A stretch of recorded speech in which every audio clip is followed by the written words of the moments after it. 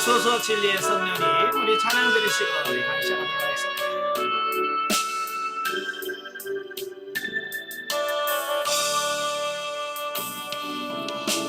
오소서 진리의 성령님, 이 땅은 들려 임하소서. 거짓과 탐욕 죄악에 무너진 우리 가슴 좁게 하소서. 오소서 은혜의 성령님, 하늘 나르고 임하소서. 거룩한 불꽃 하늘로서 임하사 너를 깨우소서. 주 영광 위에 거룩해 하소서. 진리의 말씀이 땅 새롭게 하소서.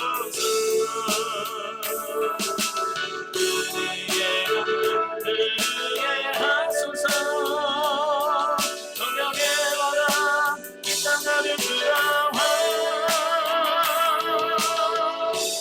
이런 힘은 주의 승려 안에서 주의 영광 위에 일에 이루는 열방을 지루와 명행진하는 영광의 대나를 주소서. 아멘.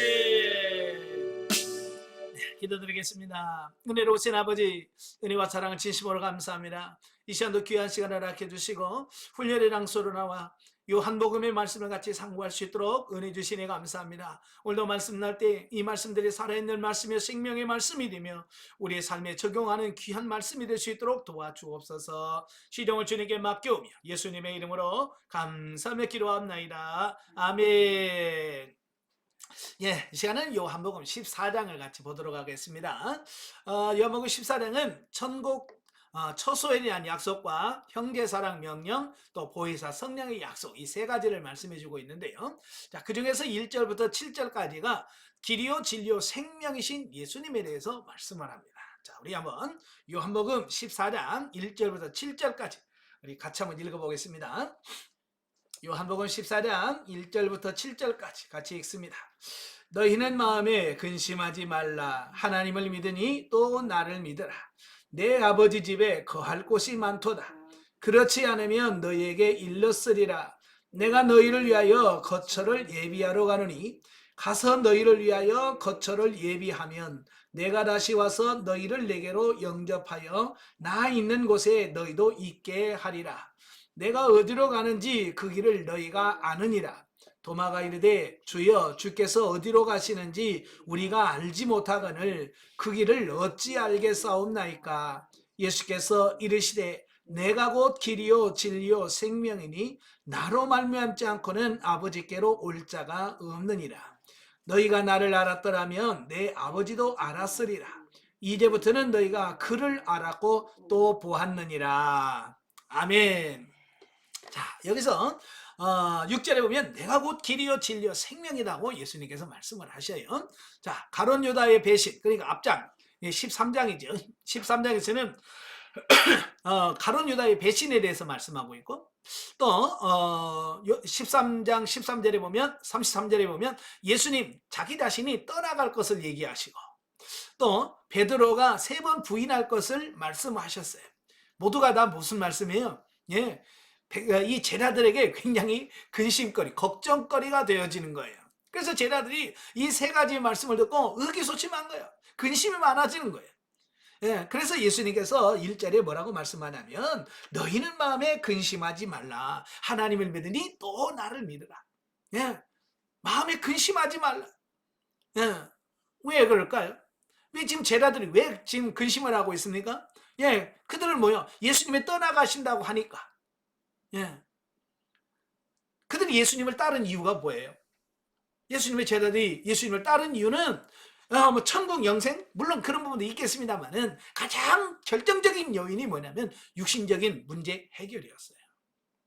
그러니까 예수님만 따라다니면 모든 육신적인 세상적인 모든 문제가 풀리겠다라고 하는 어떤 그런 부분, 또 일반 사람들이 생각했던 정치적 메시아, 육신의 욕망 이런 것들이 이루어질 거라고 생각하면서 예수님 따랐거든요.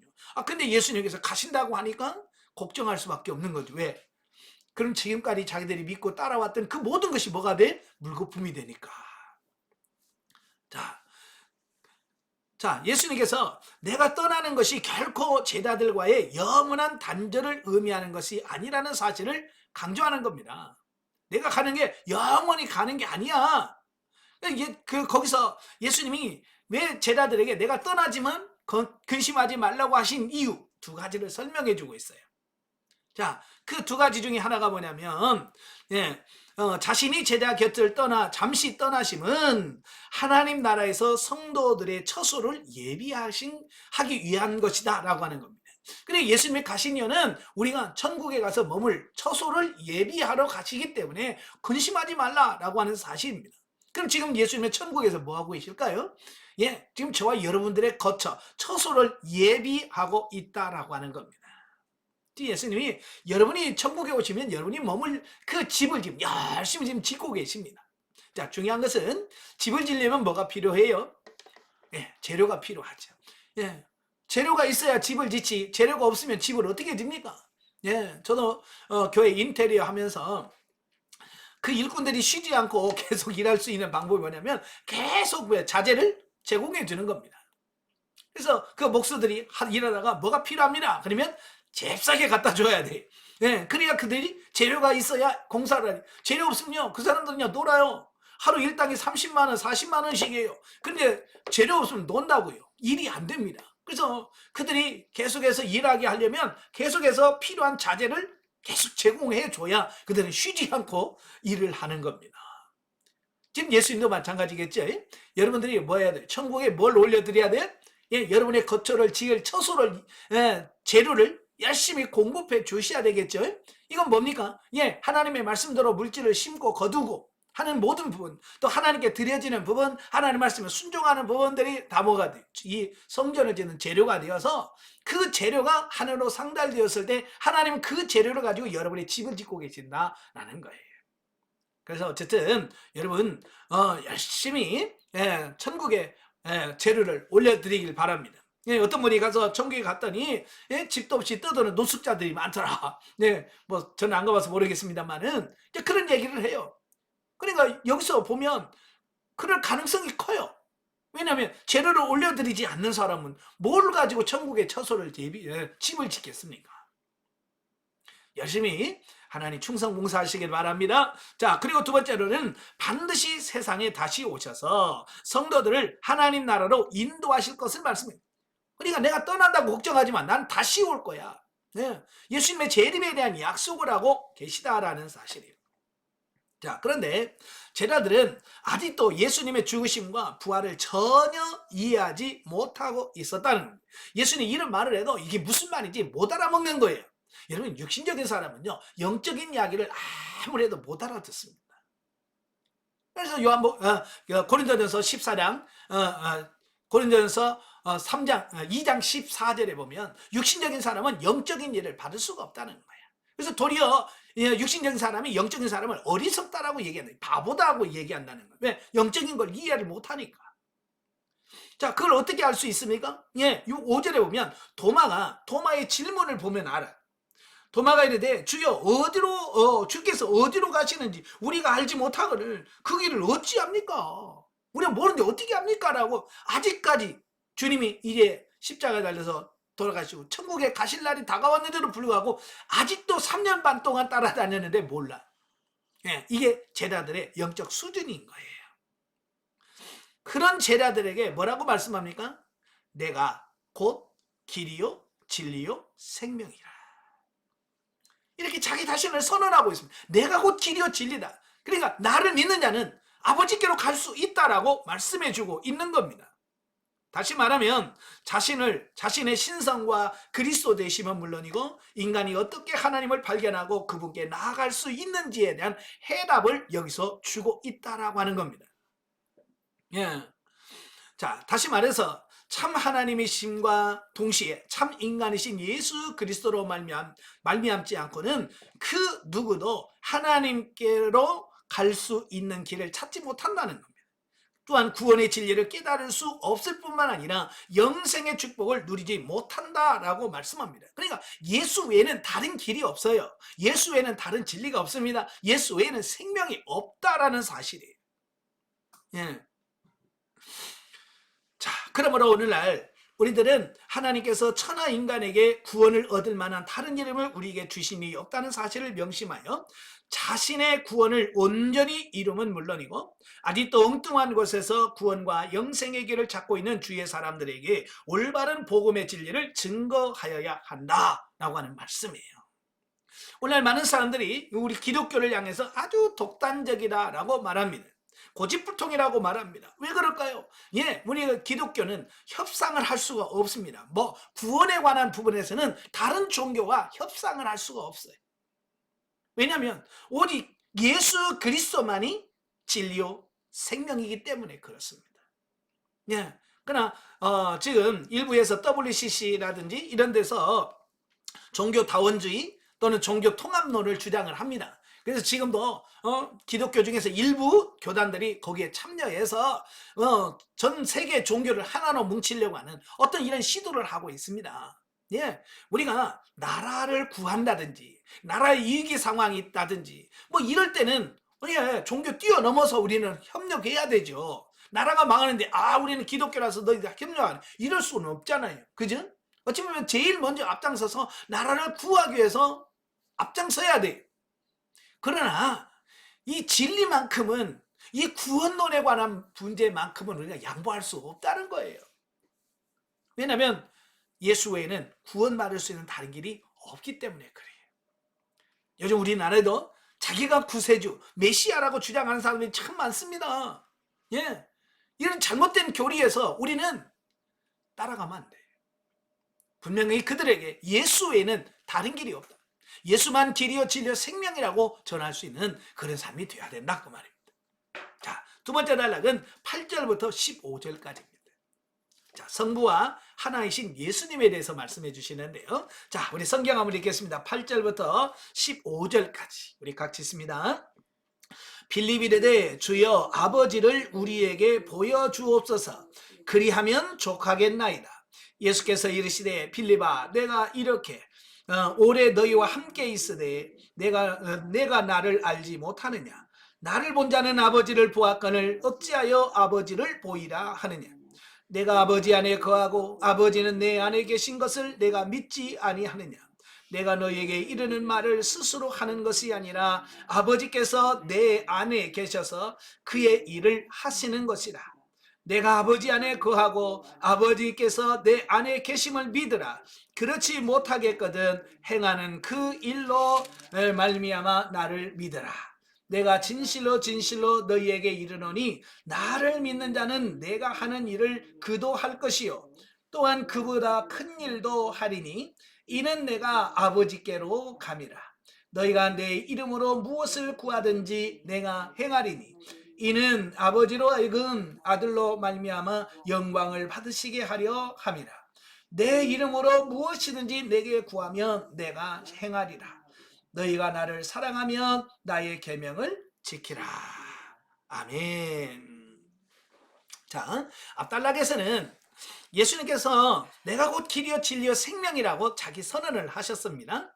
자, 그럼에도 불구하고 여전히 예수님이 하나님이라는 것, 그러니까 예수님의 신성을 아직 제자들은 확신을 못하는 겁니다. 그 중에 빌립이 나서서 뭐라고 말씀하냐면 빌립은 어리석게도 하나님의 현현을 체험함으로써 하나님과 하나님의 관계를 바로 이해할 수 있으니 하나님 자신이 직접 하나님을 볼 수 있게 해달라고 예수님께 요청하고 있다라는 사실입니다. 예, 그러니까 아버지를 좀 보여주세요. 예, 얼마 전에 어느 분한테 하나님을 좀 보여달라. 하나님 보여주면 내가 믿겠다라고 하는 사람을 만났어요. 예, 요즘에도 봐야만 믿겠다고 하는 사람, 이 빌립도 똑같은 생각을 갖고 있죠. 예, 봐야만 믿겠다는 거예요. 그래서 아버지를 좀 보여달라라고 하는 겁니다. 자, 이 말을 한다는 이야기는 뭐예요? 예, 아직도 예수님이 누군지 이 제자들마저도 명확하게 알고 있지 못하다는 뜻이에요. 자, 이러한 빌립의 요구는 신성을 지닌 예수님에 대한 제자들의 몰 이해를 반영한 것이다 라고 하는 겁니다. 그래서 예수님은 다시 한번 자신과 하나님 사이의 일체성을 말씀하시면서 누구든지 자신을 본 사람이라면 하나님의 속성, 성품, 뜻, 계획 등을 알 수 있다라고 하셨다라는 겁니다. 그래서 뭐라고 그래요? 나를 본 자는 아버지를 보았거늘. 예수님이 나를 본 자는 아버지를 보았거늘 굳이 왜 또 아버지를 또 보여달라고 말하느냐라고 반문을 하시는 부분들을 보게 되어집니다.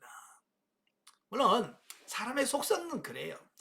특히 육신의 속성은요, 뭔가 봐야만 믿는 이런 속성이 있어요.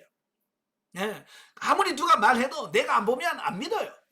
이게 육신의 속성이거든요. 그래서 유대인들이 끊임없이 예수님 앞에 네가 정말 하나님의 아들이고 메시아라면 거기에 합당한 표적을 보여달라고 요구를 했던 거예요. 왜? 보면 믿겠다는 거예요. 사실은 믿는 사람에게는 표적이 필요 없어요.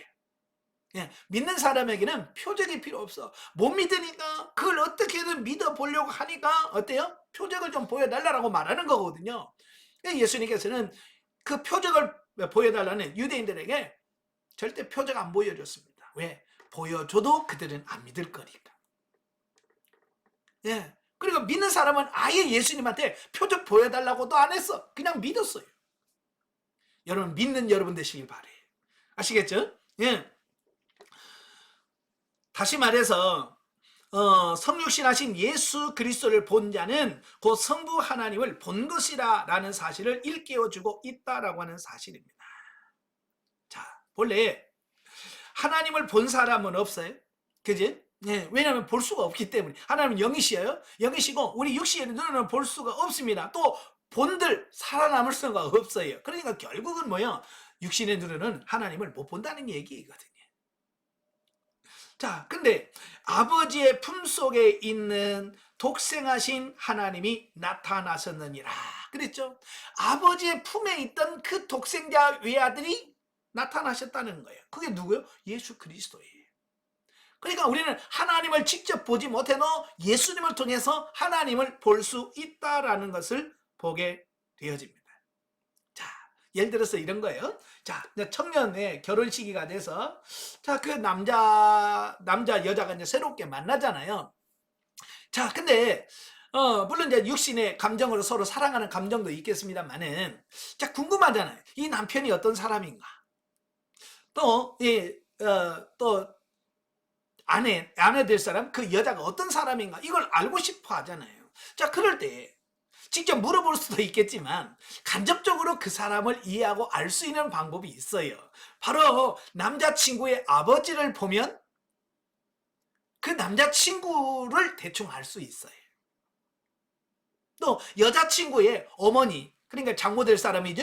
자, 이 장모를 잘 보면 이 아내 될 그 여자를 대충 알 수 있어요. 왜냐하면 부전자전이라고 이 자식은 부모를 닮아요.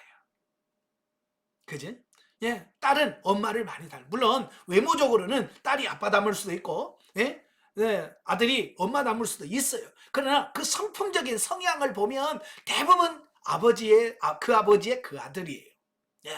이 말은 무슨 말이냐? 예수님은 곧 하나님의 모습을 보여준 부분이다. 아멘. 그래서 예수님을 보면 하나님이 저런 분이시구나 라고 이해할 수 있고 알 수 있다라는 거예요. 그래서 우리가 예수님을 잘 아시면 곧 하나님을 아는 겁니다. 자, 이어서 예수님께서는 자신을 믿는 자들이 누리게 될 특권에 대하여 약속을 하십니다. 나를 믿으면 이런 특권이 있다. 두 가지를 말씀해 주시는데요. 첫째는 뭐냐? 첫째는 자신이 행한 일을 제자들 또한 할 수 있고 그보다 더 큰 일을 행할 수 있는 능력을 갖게 된다라고 12절에 말씀해 주고 있습니다. 그러니까 나를 믿으면 나보다 더 큰 일을 하게 될 거다라고 하는 그 약속을 해 주셨습니다. 물론 이런 예수님의 말씀의 진정한 의도는 제자들이 예수님보다 더 큰 능력자가 된다는 것이 아니라 예수님의 승천 이후에 보내실 성령을 통해서 그들이 능력을 힘입어서 담대히 복음 전파 사역을 감당하게 될 것을 말씀하고 있는 겁니다.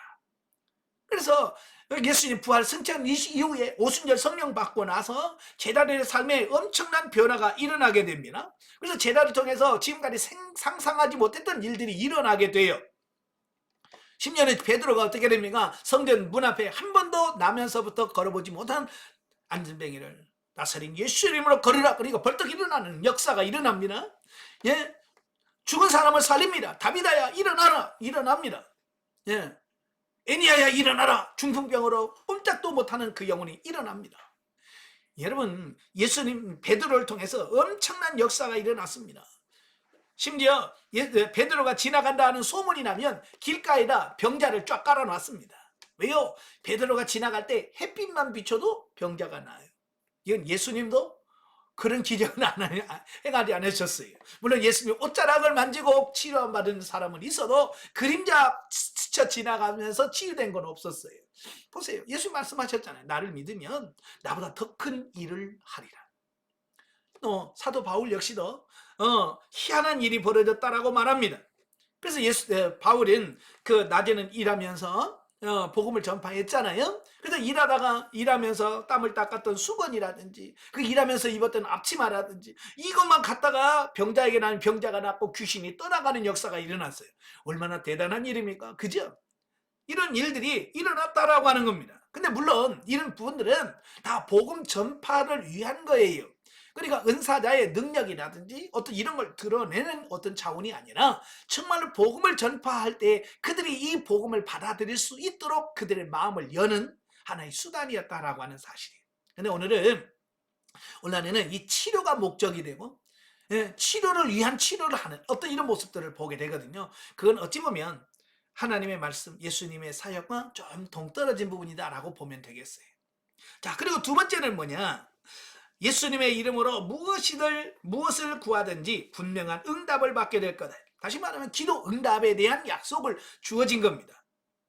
즉 예수님께서 하신 말씀의 핵심은 우리가 하나님과의 올바른 관계를 유지할 때 성령 충만하고 능력 있는 삶을 영위하게 되리라는 것을 말씀해주고 있다라는 겁니다.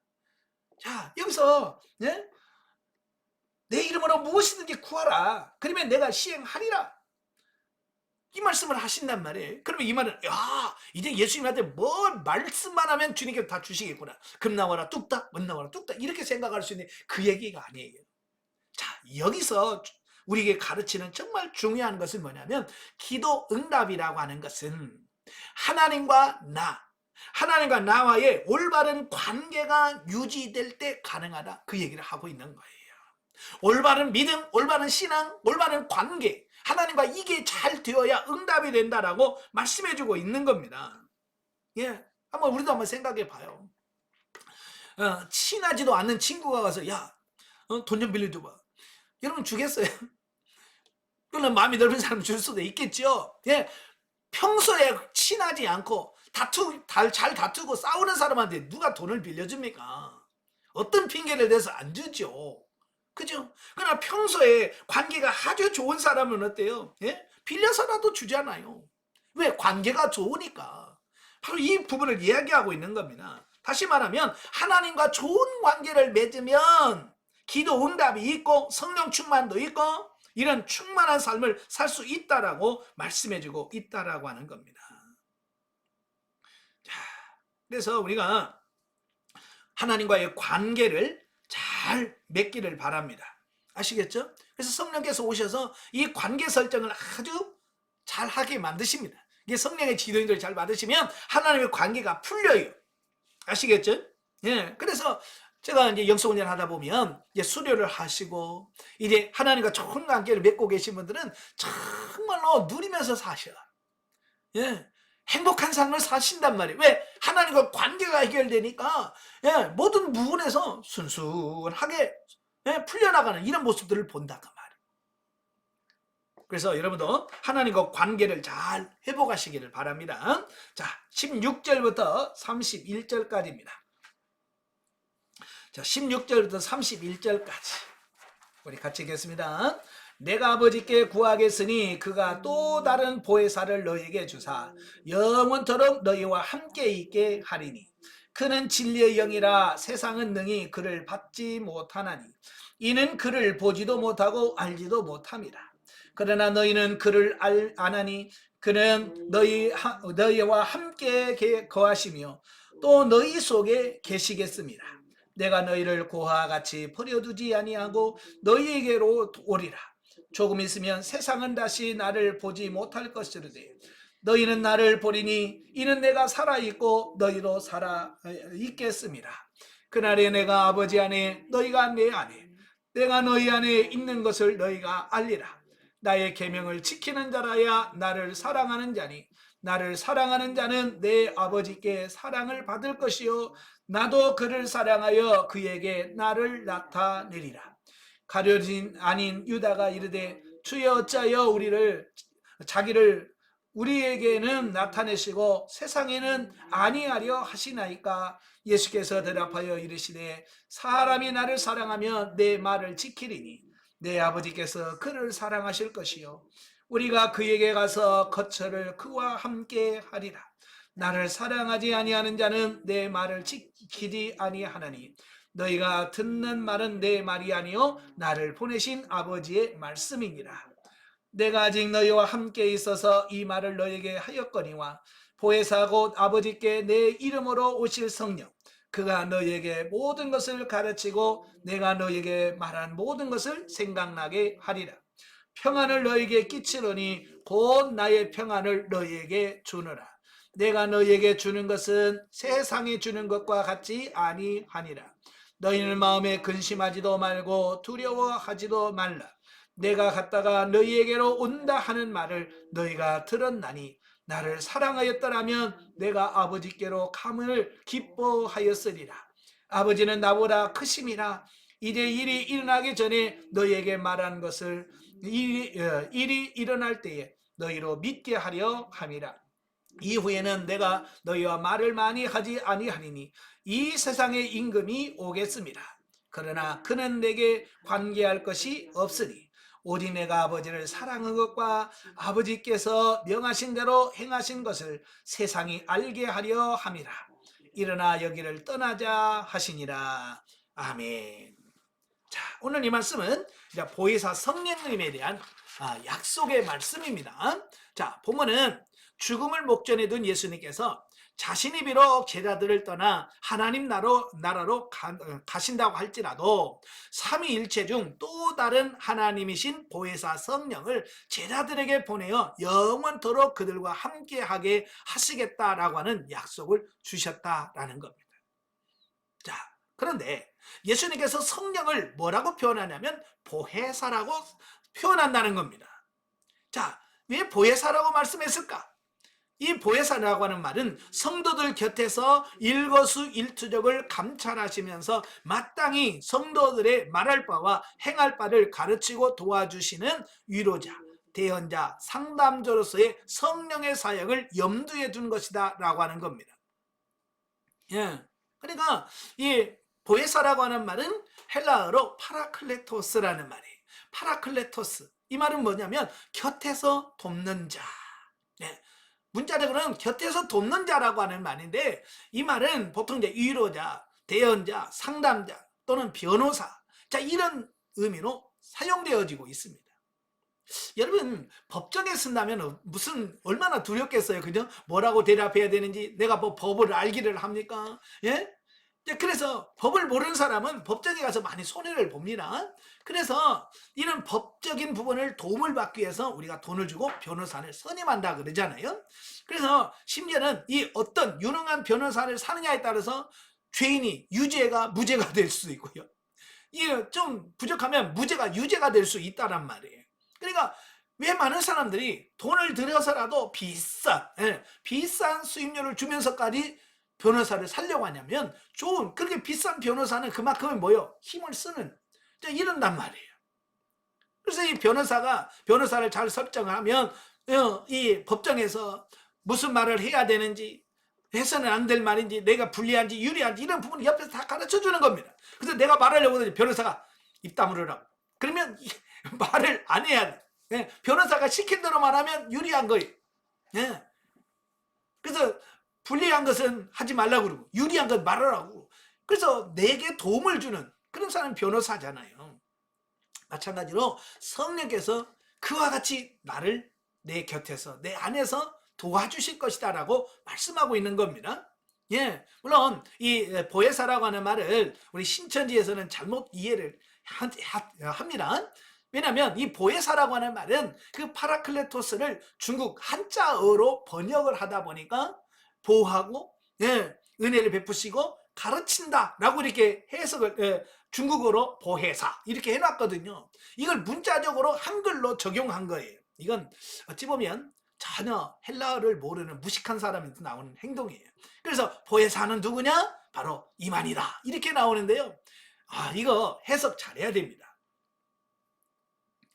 자, 아무튼 예수님의 떠나가심이 도리어 제자들에게 성령이 임하는 큰 축복이 된다고 하는 이 약속은 제자들에게는 무한한 위로의 말이 아닐 수 없다라고 하는 겁니다. 이와 같은 보혜사 성령에 관한 약속은 예수님의 부활 승천하신 지 얼마 후인 오순절에 성취되었는데 사도행전에서 완전히 변화된 제자들의 신앙과 용기 그리고 엄청난 권능과 지혜가 바로 그들이 체험한 성령 충만에 근거하고 있다는 사실을 아무도 부인할 수 없다라는 사실입니다. 그러니까 예수님이 왜 가셔야 그게 더 도움이 되냐면 사실은 예수님은 이 땅에 오실 때 우리와 똑같은 육신을 갖고 오셨단 말이에요. 이걸 성육신이라고 그래요. 자, 우리가 똑같은 육신을 갖고 있어요. 근데 육신이라는 것은 제한을 많이 받아요. 시간적, 공간적 이런 제한을 받아요. 그러니까 육신은 동시에 이곳과 저곳에 있을 수 없어요. 다시 말하면 전주에 계시면 서울에 예수님은 계실 수가 없는 거예요. 왜? 육신을 갖고 있기 때문에. 예, 그래서 예수님이 육신의 사역을 하면서 참 많이 어려움을 겪으셨어요. 예. 자, 그런데 중요한 것은 예수님이 떠나면 성령님이 오시는데 이 성령님은 이런 공간과 시간과 지역 어떤 이런 제약을 받지 않으신다는 겁니다. 예, 그러니까 성령님의 사역은 전주에서 역사하시면 서울, 미국, 독일 동시에 작용할 수 있고 적용할 수 있고 은혜를 베푸신다. 그러니까 예수님이 육신으로 계시는 것은 어쩌면 제자들 12에게는 더 좋을 수 있겠지만 사실은 예수님이 가셔서 성령님이 오셔야 더 많은 사역을 하실 수 있게 된다는 사실이에요. 그래서 내가 떠나는 것이 유익이라 예수님이 말씀하신 이유가 바로 그런 거예요. 그러니까 우리 육신의 생각에 매여서 아이고 예수님 떠나시면 안 되는 그게 아니라 정말 그 복음의 전체적인 테두리에서 보면 어쩌면 예수님이 내가 떠나간다 그럴 때 우리는 박수 쳐줘야 돼. 빨리 가십시오. 그래야 우리가 성령 받으면 이래야 되거든요. 그리고 예수님의 그 약속은 실제로 오순절 날에 이루어졌고요. 오순절 성령이 임하면서 그 충만을 받으면서부터 제자들은 놀라운 변화가 일어났어요. 그죠? 가장 놀라운 변화를 일으킨 사람이 누구예요? 베드로예요. 그는 며칠 전까지만 해도 예수님 모른다고 여종 앞에서 부인하고, 예? 맹세했던 사람이에요. 그런데 이제는 자기를 죽일 수 있는 권한이 있는 사내들은 공회원에 가서 야, 사람의 말을 듣는 것이 옳으냐 하나님의 말씀이 옳으냐 너희가 판단해봐라라고 큰 소리치는 사람으로 바뀌었어요. 자, 이걸 보면서 야, 이 시대도 우리가 성령 충만해야만 우리가 이 시대를 승리할 수 있구나, 또 하나님의 일을 할 수 있구나, 이걸 깨달으시길 바래요. 성령 충만하려면 어떻게 하셔야 돼요? 오순절 날 이르기 전에 그들이 모여서 뭐 했어요? 기도했어요. 이게 중요한 거예요. 성령님의 역사는 항상 기도를 통해서 역사하는 겁니다. 마치 저 댐에서 정수장에서 정수한 그 물이 여러분의 가정에 오기까지는 관이 필요하잖아요. 그죠? 호수가 묻어 있어야 그 물이 우리의 가정에 배달이 돼. 바로 그 관이 뭐냐? 기도라는 통로예요. 기도라는 통로가 있어야 그 통로를 통해서 성령이 우리에게 임한다 그만. 기도 안 하면서 맨날 욕심만 잔뜩 해가지고 성령 충만해야지. 성령 말로만 하면 하나도 임하지 않습니다. 기도하셔야 돼. 아시겠죠? 자, 한편 보혜사 성령을 제자들에게 보내주시겠다고 약속하신 예수님께서는 그에 덧붙여 성도들이 누리게 될 평안에 관해서 교훈해주고 있습니다. 자, 물론 성도들이 누리게 되는 그 평안 역시 앞서 약속된 보혜사 성령의 사역으로 말미암는 결과 가운데 하나다. 자, 26절에 보면 뭐라고 나와 있어요? 예? 26절에 보면 보혜사 성령이 오시면 뭐 하신다고 그랬어요? 예, 그가 너희에게 모든 것을 뭐 하시고? 가르치시고 또 내가 너희에게 말한 모든 것을 생각나게 하리라. 예, 성령님이 우리 안에서 오셔서 제일 먼저 하시는 게 뭐냐면 가르치신다는 거야. 예, 내가 어떻게 살아야 되는지, 내가 무엇을 해야 되는지 그 부분을 가르치신다는 겁니다. 그리고 잊어버렸던 것들, 그죠? 들었다가 잊어버린 이런 부분들도 다 생각나게 하실 것이다 라고 말씀해주고 있습니다. 이건 성령이 임해야만 우리 가운데 이런 역사가 일어나. 예, 그래서 여러분도 성경을 많이 읽으시고요, 성령 충만하기 위해서 기도하십시오. 그러면 성령 충만이 임하는 순간 어때요? 여러분들이 읽었던 성경 구절 말씀들이 다 떠오를 겁니다. 예, 저도 설교하면서 원고 없는 설교를 하잖아요. 원고 없는 설교를 해요. 그래서 기도하고 성령 충만하면 생각하지도 않았던 성경 구절들이 떠오릅니다. 예, 그러면서 그 부분에 대해서 왜 이 부분이 떠오르게 됐는지에 대한 설명이 또 생각이 나요. 그래서 계속 설교를 하게 되고 강연을 하게 되는 이런 부분들을 보잖아요. 바로 이게 성령님의 역사가 실제로 하고 있다는 것을 보여주는 겁니다. 또 뿐만 아니라 이래 성령님이 들어오시면 27절에 뭐라고 되어 있어요? 평안을 너희에게 끼친다. 곧 나의 평안을 너희에게 주노라. 성령 충만할 때 오는 역사가 뭐예요? 우리에게 평안함을 주신다는 겁니다. 자, 예수께서 본장 1절과 27절에 거듭하여 너희는 마음에 근심하지 말라라고 하신 것은 주님이 떠나가심에 대한 제자들의 두려움이 그만큼 컸다는 것을 의미하잖아요. 그죠? 예, 그만큼 컸다는 것을 의미해요. 그래서 예수님은 비록 자신이 떠나더라도 결코 세상적인 평안과는 질적으로 다른 평안을 제자들이 누릴 수 있도록 도와주시겠다라고 약속하시는 겁니다. 그래서 뭐라고 그래요? 내가 너희 평안을 준다. 그런데 문제는 뭐냐면 내가 주는 것은 세상에 주는 것과 같지 않다라는 겁니다. 이 평안 내가 너에게 줄 텐데 내가 주는 이 평안은 세상에 주는 것과 같지 아니하리라. 자, 여기서 세상에 주는 평안은 뭘까요? 예, 여러분 세상에서 주는 평안은 뭘까요? 바로 이것은 뭐냐면 세상적인 환경에서 오는 평안이다라고 말합니다. 그리고 예수 안 믿는 사람도 돈 잘 벌리고요, 몸 건강하면 그들이 뭐라고 그래? 저는 평안해 라고 이야기한다고. 그건 뭐냐면 환경적인 부분에서 오는 평안이에요. 자, 그러다가 갑자기 몸이 아프다든지 돈이 왕창 부도나서 망했다든지 그러면 그들이 가지고 있는 평안은 어떻게 돼요? 예, 육신적인 평안을 갖고 있는 사람은 그 순간 다 무너져 버리는 겁니다. 돈이 나간다니 몸이 아프면 그 순간 다 무너져 버려요. 그래서 세상 모든 근심을 또 혼자 다 지고 있는 겁니다. 왜? 하나님 주신 평안이 아니라 세상이 주는 평안이기 때문에 그래요. 근데 우리는 뭐예요? 그런 평안이 아니라는 거예요. 환경을 초월한 평안을 말합니다. 망해도 평안하고요, 아파도 평안하고요, 고난 중에서도 우리는 평안할 수 있는, 그러니까 초대교회에 엄청난 순교자들이 나타나잖아요. 예? 코바디스라는 영화를 보시면 그 예수 믿는다는 것 때문에 네로 황제 때에 엄청나게 많은 그리스도인들이 붙잡혀서 원형 극장에서 짐승의 밥이 되기도 하고 살아있는 제 화형을 당하기도 하고. 자, 그런 환경 속에서 그들은 뭐예요? 찬송하면서 순교를 해요. 야, 이거 뭘로 표현을 하겠어요? 그죠? 이건 세상을, 환경을 초월한 거예요. 예수님의 제자들 가운데서 그런 게 나타나잖아요. 사도행전 16장에 보면 바울이 빌립보 전도하다가 감옥에 갇힌 일이 벌어지죠. 예, 바울이 한 일이 뭐예요? 예, 귀신들로 고통하는 여인을 치유한 것밖에 없어. 어찌 보면 상 받아야 될 일인데, 예, 그 주인이 관원에게 민원을 넣어가지고 바울을 채찍질하게 되고 착고에 채워서 감옥에 가두어버리는 이런 실수를 하게 되는 거죠. 어찌 보면 바울의 입장은 굉장히 억울할 수도 있고 몸이 아플 수도 있습니다. 그런데 바울은 어때요? 그 감옥에서 찬미하며 하나님께 기도하더라. 이걸 간수들과 다른 제수들이 듣더라. 여러분 같으면 과연 그런 속에서 찬송할 수 있을까요? 많은 사람들은 지금은 그런 기분이 아니야. 그죠? 예, 우리 몸이 좀만 아프면, 지금 난 지금 찬양할 기분이 아니라니까. 조금 힘들면 난 지금 기도할 기분 아니야. 이렇게 말한다면, 왜? 이건 뭐냐면 세상적인 평안이에요. 세상적인 어떤 감정이나 이런 부분에 매여 있기 때문에 그렇다고. 우리는 그걸 초월하셔야 돼. 아무리 아파도 찬양할 수 있어야 되고, 아무리 힘들어도 감사할 수 있어야 되고, 이게 하나님이 말씀하신, 예수님이 말씀하신 그 부분이에요. 또 사도행전 12장에 보면 베드로가 나와요. 헤롯이 사도 야고보를 순교를 시켰어요. 참수형을 당했어요.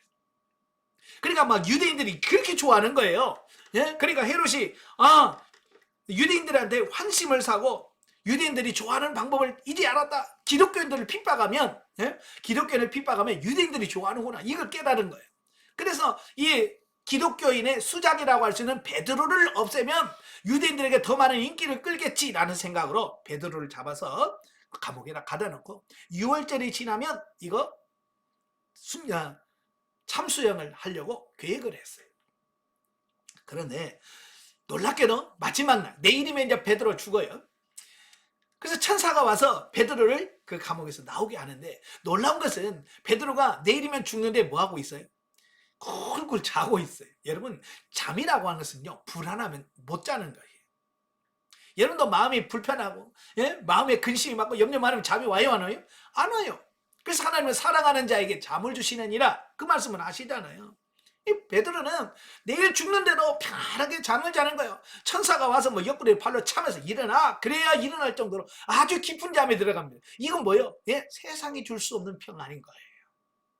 지금 예수님이 약속하신 평안은 바로 그런 거예요. 환경을 초월한 거예요. 감정을 초월한 이런 평안을 우리에게 주겠다라고 약속하신 겁니다. 이런 평안이 여러분 가운데 있기를 바랍니다. 자, 영적이에 보죠. 15절부터 31절에서 진리의 한 성령께서 함께 하시며 모든 것을 가르치실 것을 말씀하고 있다. 물론 우리가 성령 충만 받고요, 하나님께서 깨닫게 하시고 알게 하시는 부분들을 보면 너무 놀라워요. 전혀 깨닫지 못했던 부분들을 깨닫게 되고요. 이런 은혜가 있길 바랍니다. 또 우리의 영혼과 육체는 죄와 어둠 속에서 진리를 분별하지 못하는데 성령의 감화와 감동을 통해서 진리를 깨닫게 하고 주어진 환경 속에서 하나님이 어떤 의도로 허락하셨는지를 알 수 있게 하신다. 아멘. 그래서 하나님의 뜻을 아니까 우리의 삶이 하나님이 원하시고 바라시는 삶을 살 수 있게 된다라는 사실입니다. 그래서 늘 우리는 하나님께 물어야 돼. 하나님의 뜻이 무엇이냐? 하나님이 하시고자 하시는, 하나님 계획하신 바가 뭐냐? 이것을 분명하게 알고 깨달아야 하나님의 뜻대로 말씀대로 사는 그런 은혜가 있습니다. 자, 마지막 결론으로 성경 계시 발전사적 이해입니다. 자, 오늘은 8절 말씀을 중심으로 한번 보겠는데요. 자, 8절에 보면 이런 말씀이 있어요. 빌립이 이르되 주여 아버지를 우리에게 보여주옵소서, 그리하면 족하겠나이다 라고 말씀하죠. 오늘 좀 빌립의 말이 좀 길어요. 아버지를 우리에게 보여주옵소서 라고 하는, 이 하나님을 좀 보여달라고 하는 이 부분을 성경 계시 발전사로 어떻게 이게 발전해 가는가 라고 하는 부분이에요. 아까도 말했지만 많은 사람들이 하나님을 좀 봐야 믿겠다, 그 빌립 같은 사람들이 있잖아요. 그죠? 아마 전도하다 보면 꼭 그런 사람 만나요. 하나님 보여줘봐, 보여주면 내가 믿을게, 이제 천국 어디 있어, 보여줘봐, 이런 사람들이 많이 있거든요. 그래서 이런 부분들을 잘 보면서, 자, 우리 사람들은 끊임없이 하나님을 보기를 원하죠. 자, 그런데 하나님을 보고 살 자가 없다는 겁니다. 출애굽기 33장 17절 23절에 모세가 그래요. 모세가 하나님께 아버지의 영광을 보여주세요 그래요. 여기서 아버지의 영광은 뭘 말하냐? 얼굴을 말합니다. 이게 하나님의 얼굴을 좀 보여달라는 거예요. 그러니까 하나님께서 모세에게 뭐라고 말하냐면, 야, 나를 보고 살 자가 없어. 육신을 가진 인간은 하나님을 보고 살 자가 없다. 이 말은 인간이 하나님을 본 자가 있다는 말이에요, 없다는 말이에요? 없다는 얘기예요. 육신을 가진 자는 하나님을 볼 수 없다는 얘기예요. 예. 그럼에도 불구하고 사람들은 어때요? 끊임없이 하나님 보기를 원한다. 누구처럼? 빌립처럼. 그래서 하나님이 하도 자기를 보여달라고 보여주기를 원하시니까 하나님께서는 종종 역사 속에 성경에 하나님이 직접 나타나셔서 하나님을 보여주셨습니다. 자, 구약에서는 하나님이 어떻게 자기를 보여주셨을까라고 하는 거예요. 자, 구약에서는 하나님을 어떻게 보여주셨냐면 직접 하나님의 그 영적 모습으로 나타나는 것이 아니라, 자, 18장, 창세기 18장 어떤 모습으로 보여줬을까라고 하는 부분이에요. 자, 18장 1절부터 16절까지가 16절까지가 바로 아브라함이 마므레 상수리 나무 아래 있을 때에 일어난 일이에요. 예, 이스라엘은요 한낮에는 엄청 덥습니다. 예, 한낮에는 40 몇 도까지 올라가요. 예, 제가 이스라엘 갔을 때 최고 42도인가요? 40도 넘어가니까 완전히 진짜 머리가 익겠더라고요. 그렇게 뜨거워요 이스라엘이. 자, 그런 뜨거운 대낮에 아브라함이 장막문에 앉아 있다가 본즉 사람 셋이 맞은편에서 서 있는 자. 예, 더우니까 모세 그 장막 그 그늘 밑에 거기서 이제 바람이 슬슬 보는 그곳에 이제 그 그늘 안에 앉아 있었겠죠. 근데 세 사람이 지나간다는 거예요. 그 세 사람이 누굽니까? 바로 하나님이셨어요. 예, 하나님이셨어요. 예, 하나님이 사람의 모습으로 나타나셨다라고 하는 겁니다. 예, 왜냐하면 분명히 뭐라고 그랬어요? 출애굽기 하나님을 보고 살자가 없다고 그랬어요. 그래서 하나님의 영광의 모습으로 나오면 살자가 없어. 그래서 하나님은 뭐요? 사람으로 변장을 하셔서 사람의 모습으로 나타나셨어. 이건 뭐냐? 예수님이 나중에 성육신 하실 것이다 라고 하는 부분을 예표적으로 보여준 사건이라고 보시면 돼요. 그리고 여기에 나타난 그 사람으로 나타난 여호와가 누구겠습니까? 예, 성자 예수님이 구약에서 이렇게 역사 속에 사람의 모습으로 나타나는 또 이런 모습들을 보게 됩니다. 그래서 아브라함은 그를 극진하게 데려갑니다. 자, 여기 보면 대단합니다. 송아지를 잡고 또 우유와 우리와 송아지를 요리한 것을 갖다 놓고 정말 대접을 아주 풍성하게 해줍니다. 이게 이제 유대인들 이스라엘 사람들의 풍습이 관습이 되어서 나그네가 지나가면 반드시 대접하는 이런 문화가 형성이 되어지죠. 어쨌든 사람으로 나타나셔서 하나님을 현현하셨다라고 이렇게 보면 되겠어요. 자, 두 번째로 창세기 32장. 자, 32장은 어찌보면 야곱의 인생에서 굉장히 중요한 사건 중에 하나입니다. 바로 야복강의 사건이죠. 자, 야복강의 사건 24절부터 32절까지인데요. 자, 우리 한번 같이 읽겠습니다. 24절부터 32절.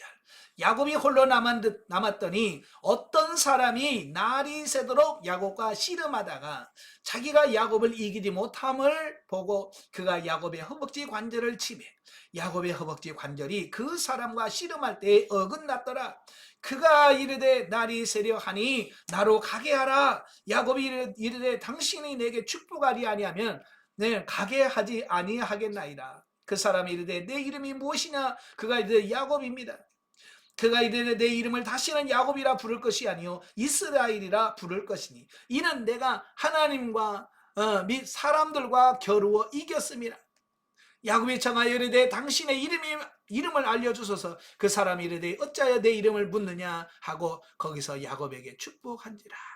그러므로 야곱이 그곳 이름을 브니엘이라 하였으니 그가 이르되 내가 하나님과 대면하여 보았으나 내 생명이 보존되었다 함이더라. 거기까지. 자, 여기서 보면 야곱에게 나타났습니다. 여기서 야곱에 나타날 때 어떤 모습으로 나타났어요? 24절에 야곱이 혼자 야복강에 이렇게 앉아 있는데 어떤 사람이 나타났어요. 그지? 어떤 사람. 자, 아까 말한 창세기 18장의 말씀 뭐가 뭐가 나타났어요? 뭘로? 사람. 예, 사람으로 나타났다 그 말입니다. 그래서 구약시대는 예표와 모형과 그림자로 사람의 모습, 하나님이 이 사람의 모습으로 나타났다라고 하는 거예요. 자, 그래서 그 하나님과 야곱이 씨름하고 나서 그가 이름을 바꿔주죠. 이름을 바꿔주고 나서 그곳 이름을 분이엘이라 그랬어요. 분이엘이란 말은 무슨 말이에요? 하나님의 얼굴이란 뜻이에요. 예. 그래서 하나님의 얼굴. 그러니까 이 말은 무슨 말이에요? 바로 야곱은 하나님을 직접 만났다라는 것이죠. 예. 그 다음에 세 번째는 출애굽기입니다. 출애굽기 34장. 출애굽기 먼저 33장 18절부터 23절까지 보겠습니다.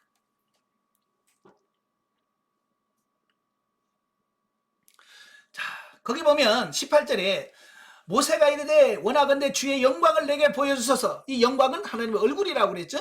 예. 근데 하나님께서 뭐라고 그래? 20절에 또 이르되 내가 내 얼굴을 보지 못하리니 나를 보고 살 자가 없음이라. 예, 모세가 하나님의 얼굴을 보여달라고 하니까 하나님이 야, 너 못 보여, 나 못 보여줘. 왜? 나 보고 살 사람이 없어. 라는 거죠. 여호와께서 또 이르시기를 보라 내 곁에 한 장소가 있으니 너는 그 반석 위에 서라. 내 영광이 지나갈 때 내가 너를 반석 틈에 두고 내가 지나도록 내 손으로 너를 덮었다가 손을 거두리니 내가 내 등을 볼 것이요 얼굴을 보지 못하리라. 예. 얼굴은 직접 볼 수 없지만 하나님의 등만큼은 잠깐 볼 수 있는 기회를 주었다라고 말씀하고 있습니다. 자, 그러면서 자 34장 4절부터 8절까지 보겠습니다. 4절부터 8절.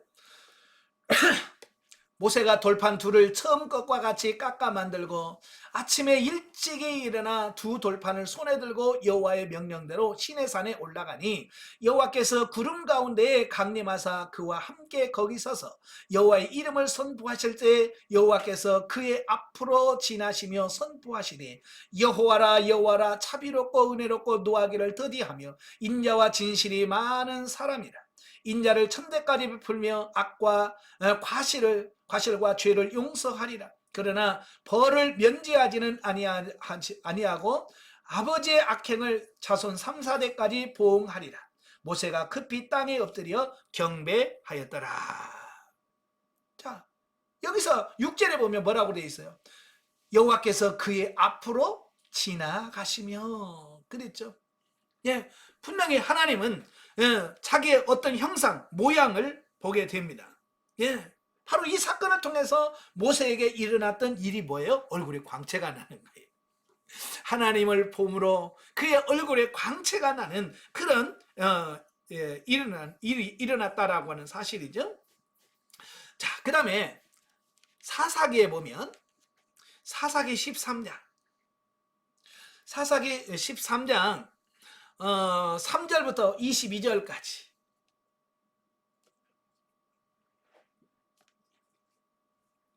자, 이 말씀은 삼손이 잉태될 것을 말씀해주고 있는 부분이거든요. 자, 여기서 나오는 여호와의 사자가 나옵니다. 자, 3절에 보면 뭐라고 되어 있어요? 여호와의 사자가 그 여인에게 나타나 그에게 이르시되. 여호와의 사자라고 하는 말씀이 나오고요. 예. 또 13절 보겠습니다. 13, 14절 다 같이. 여호와의 사자가 마노아에게 이르되 내가 여인에게 말한 것을 그가 다 삼가서 포도나무의 소산을 먹지 말며 포도주와 독주를 마시지 말며 어떤 부정한 것도 먹지 말고 내가 그에게 명령한 것은 다 지킬 것이니라 하니라. 자, 여기서 여호와의 사자라고 하는 말이 나옵니다. 자, 여호와의 사자. 자, 여기서 여호와의 사자는 누구를 가리킬까요? 예, 여기서 말하는 사자는 아까 창세기에서 말한 하나님으로 나타난 사람의 모습으로 나타난 그분, 여호와의 사자.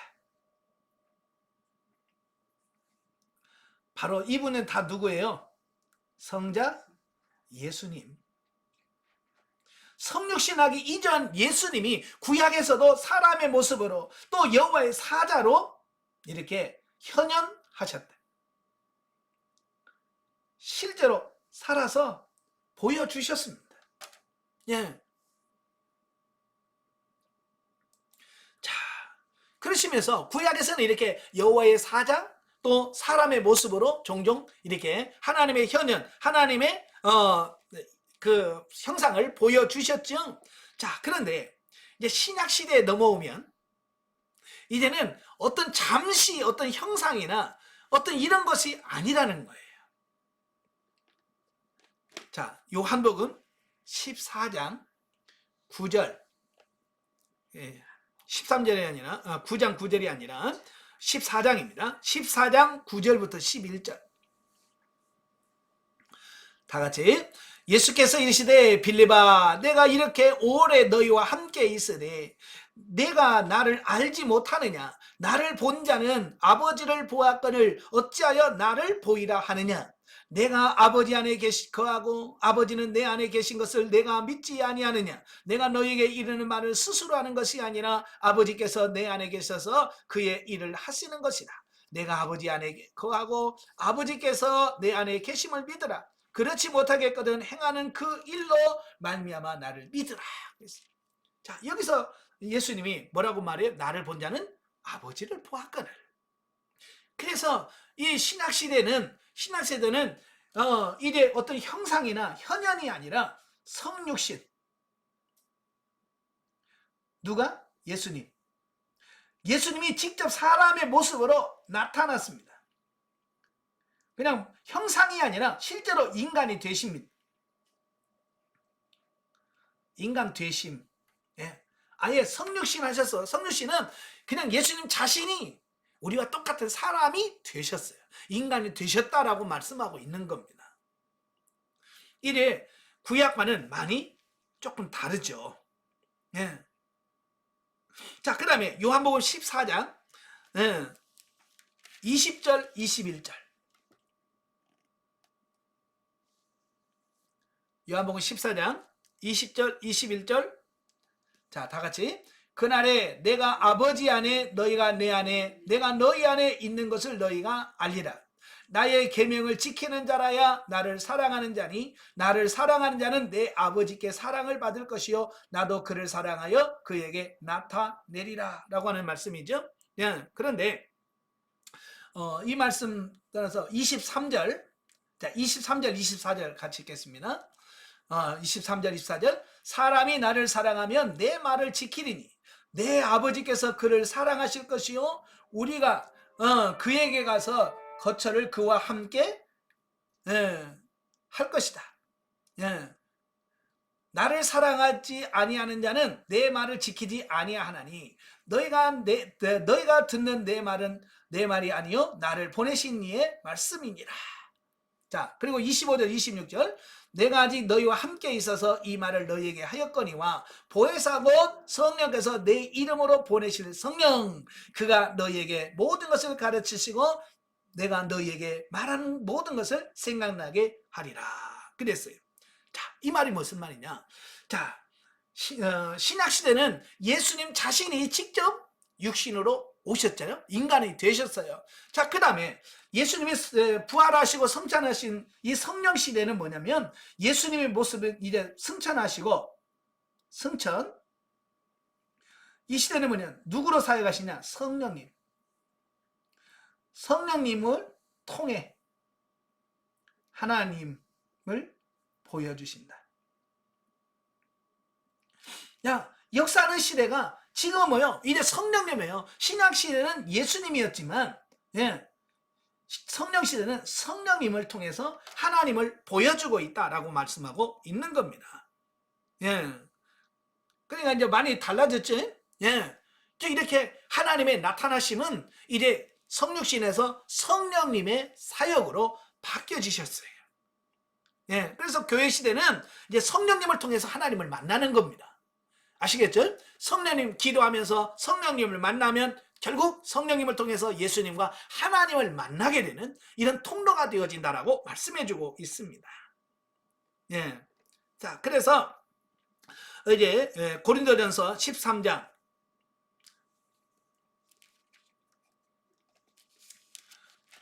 고린도전서 13장 9절부터 13절까지 보면 특별히 12절만 같이 보겠습니다.